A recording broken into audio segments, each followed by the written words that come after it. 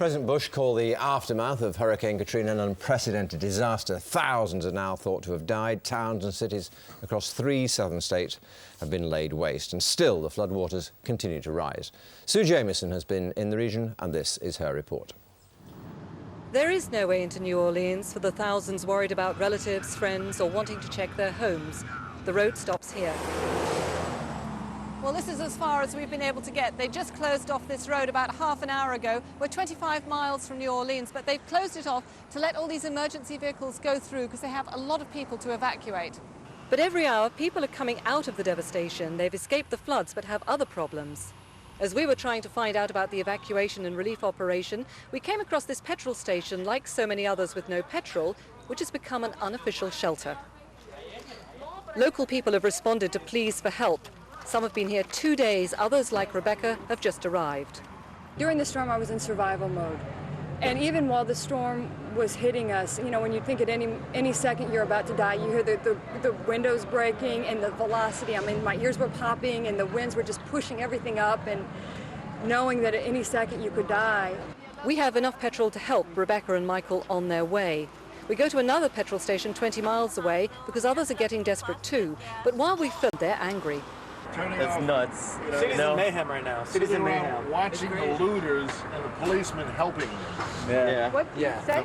The policemen were helping the looters loot the stores. encouraging. People are hijacking cars. Fires were going on. Yeah, buildings on fire. People are hijacking cars. All over this area, communities are rallying to help those left with nothing.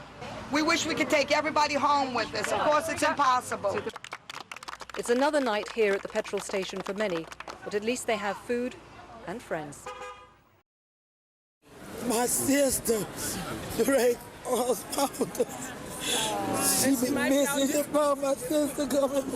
This one, I'm up on the Red Cross that helped to find my sister.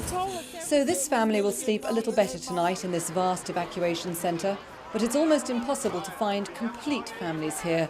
Everyone's missing someone, maybe a son. He's 22. He went back to his house. And I told him, I said, Douglas, I said, don't go back. But he went back anyway. So I haven't heard anything from him. A father. We'll find him. He's a tough old bird. A child like 15-year-old Gennaro. Since the day of the storm, we haven't heard from him. So many names, page after page, and no one knows how long they'll have to wait till hopefully they are reunited with someone they love. This is one of the highlights of the day, the supply of a hot meal. And it brings a little bit of comfort. But really what most of these people here want is to find missing family members. And that could take a time, because today there have been 8 reunions, but there are around 5,000 people here. Just 5 minutes later, that number rises to 9. Excuse me? Have you just found each other? Yes, this is my aunt. This is my Aunt Betty, and I'm Shalita, and we've been at the shelter since Monday, and we didn't know where no one was. And everyone here hopes the next time they'll be the lucky ones. It's now easier to get into New Orleans than out, at least for journalists. Just a couple of police checkpoints, and the highway that once led through the city is a vast lake. Mitch Savoy came in from the last rescue of the day. Today I picked up 11 people, and yesterday 3 people. And there's still so many more out there. There's still a lot of people out there. It's a dead but dangerous city. The lucky ones are being rescued, brought here. Young and old, people who are sick, all in need of help. There's a near stampede when a consignment of camp beds arrive. Everyone here has escaped death, and they all react in different ways.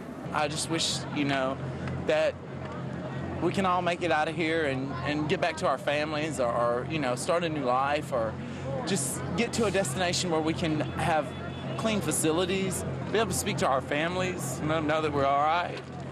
Mom, I love you, I'm all right. Do you know what's going to happen to you now?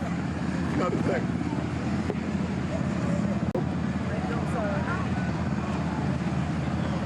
And still the people come. This convoy evacuated from the hospital. It's now a massive rescue operation, and there are so many other people currently trapped in New Orleans for whom this scene would be paradise. This is the road from Baton Rouge to New Orleans. Hurricane Katrina was losing strength by the time it hit here, but had enough power to decimate communities. Brian's trying to rescue possessions from his flooded home. I don't think we're going to have electricity for at least 2 weeks. Right. So, I'm moving out. After he'd left to try and find new shelter, we met one of his neighbours, Joel. Apart from the massive problems at home, Joel had just had to dump around £7,000 worth of ice cream from his 3 stores because there's no electricity. He still says he's blessed. Could have been, 5 more feet. It could have been a whole house. Tree. Look at that, and it could have just fallen over this part. Right. Could have been really, really bad. That's what I keep saying. We're fortunate, blessed, and see all these trees. Even miss the swing set. A few miles away in Slidell, the eye of the hurricane has left severe flooding and a surreal world where there are boats on the road, cars in the river, and signs that made sense just 3 days ago. The police and emergency services haven't slept in days. Rob Callahan, the captain, is worried about his own home. We're helping everybody else, saving lives and doing all the things that we're supposed to do, but we can't even go to our own homes and start the cleanup process until we take care of everything else. And unfortunately, it's just part of our jobs. And I'm just wondering about my house. I don't know if there's a tree through it or not. Nearby, Patrice is waiting for her husband to return from the flood with news of their home. And the news isn't good when Steve finally returns. The oak tree that you didn't like is on the house. It's not through the roof, but it's on the house. It's like a ghost town as the waters recede, a place it's impossible to imagine getting back to normal anytime soon. And yet everyone who's still here knows how much worse it could have been, because they are still here.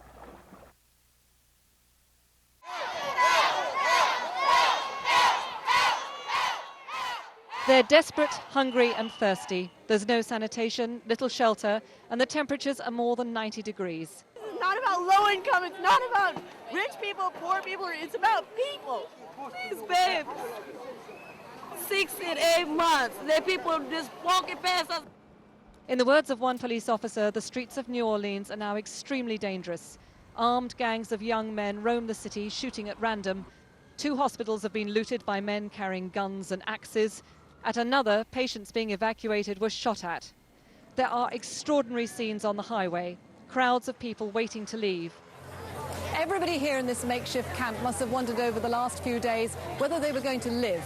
Many of them have been rescued from the roofs of their homes by boat or helicopter and brought here to be refugees just a few miles away from their houses. And they've got no idea when they'll be moving out. Some are getting out, but not fast enough. And there are still thousands at the Sports Superdome and around 20,000 stranded at the city's convention centre. Last night, President Bush, announcing a fundraising campaign to be led by his father and Bill Clinton, came under fire for his handling of the crisis. He'll visit the region today. 20 countries, including Venezuela and poverty-stricken Honduras, have offered their help.